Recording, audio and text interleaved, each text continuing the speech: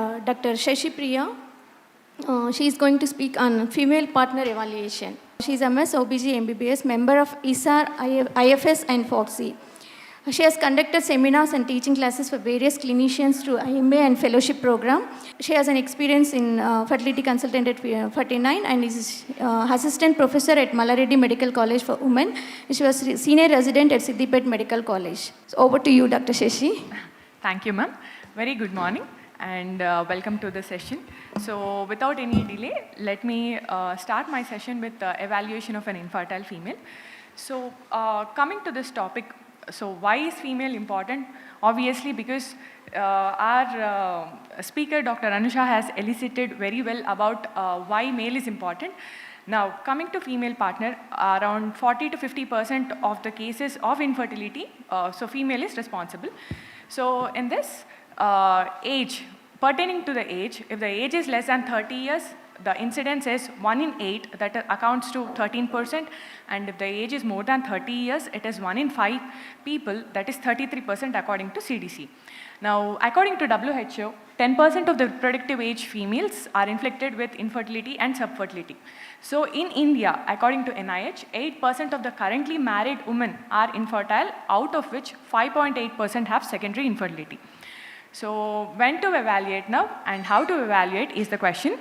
So according to ACOG and ASRM, so if the woman is less than 35 years and fail to conceive after 1 year of attempts for the pregnancy, then evaluation should be done. So and the evaluation should be expedited if the age is more than 35 years to 6 months, and if the age is more than 40 years, definitely immediate evaluation should be done. And if the female partner has a history of any gynecological conditions earlier, then definitely immediate evaluation should be done by the first line doctor, that is obstetrician or gynecologist. Then coming to our how to evaluate. So coming to this, basic evaluation should be done taking the history, physical examination, local examination, and pertaining to the etiology of our infertility.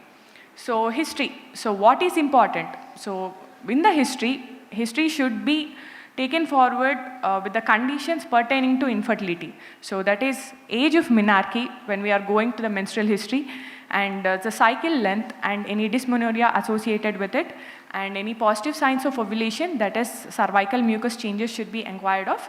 Then again, coming to the history, personal history, especially coital frequency, any dyspareunia, and number of attempts for the pregnancy, and any history of contraception should be elicited.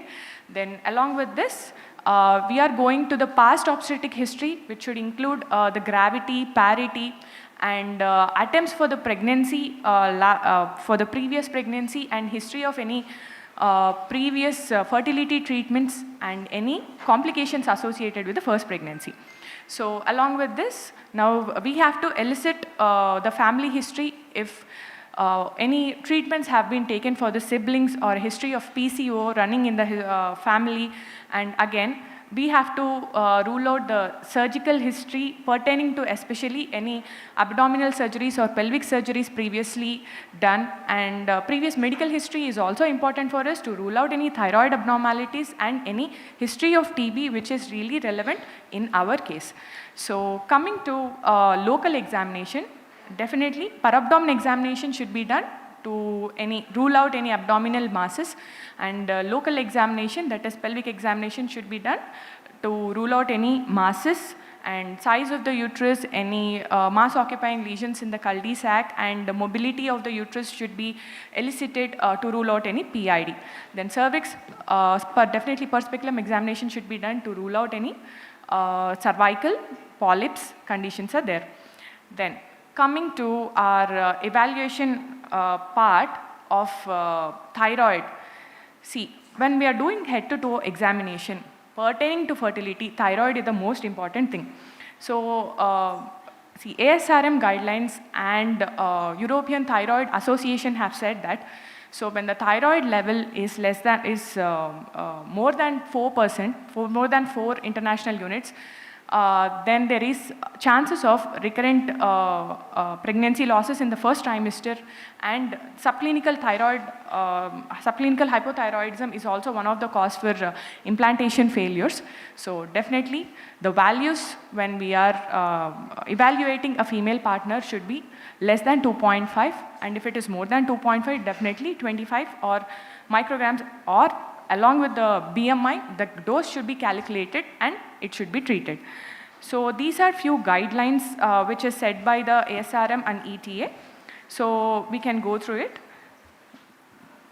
Then coming to CBC, anemia is also one of the factors. So follicular development is a stage of rapid cell proliferation and increased steroidogenesis.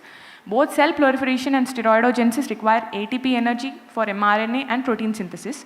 So follicle development greatly increases the iron demand. So definitely if we have iron deficiency anemia, it is going to cause any ovulatory dysfunction. So anemia should be treated.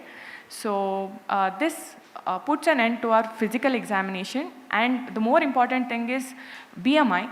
Definitely height, weight and BMI should be calculated. If the BMI is more, then the fertility chance decreases and fecundity rates are also very less. So again, when we are seeing the skin, definitely signs of any hyperandrogenism, hirsutism, acne, these all should be ruled out. So even one vitals are very important. Blood pressure, pulse should be monitored, which rules out any subclinical hypothyroidism. Then coming to the local examination, that is our reproductive system, ovarian factor, tubal factor, uterine factor and cervical factor should be elicited. So in the ovarian factor, so what are we going to look at the ovaries? Definitely ovary is the one which will give us the eggs. So ovulation, so these tests are generally done. So basal body temperature and LH kits. Basal body temperature, it is tedious, so we are not going to do it.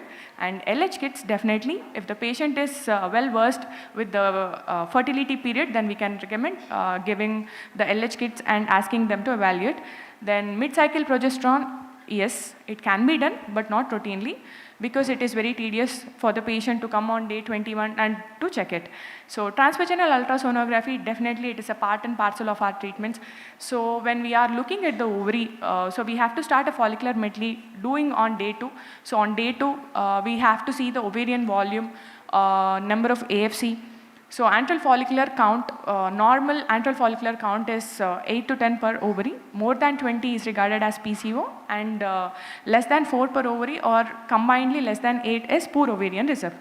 So along with this, if we are doing any blood test, so then definitely combined E2 and FSH should be done, not a single thing. Either doing individually E2 or individually FSH on random day of the cycle doesn't fetch our purpose. Then we have to go for AMH. So AMH is a hormone released by granulosa cells of preantral follicles. So it gives us a rough idea about the ovarian reserve. So when we do a scan, so we do elicit any hemorrhagic cyst, endometriotic cyst, CL cyst or luteinized unruptured follicle, which will add to the treatment in the next cycle. So next is the tube. Tube is very important for us because the fertilization does happen in the tube only. So how are we going to evaluate the tube?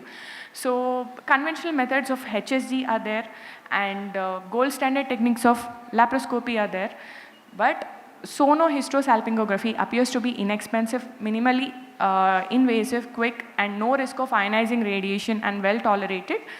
And it is even good in determining the uterine cavity, and it can be performed at the time of ultrasound in the place of HSC and laparoscopy. So when this tubal patency tests are deferred are when the patient is having any signs of infection or previous history of PID, this should be deferred because it causes the dissemination.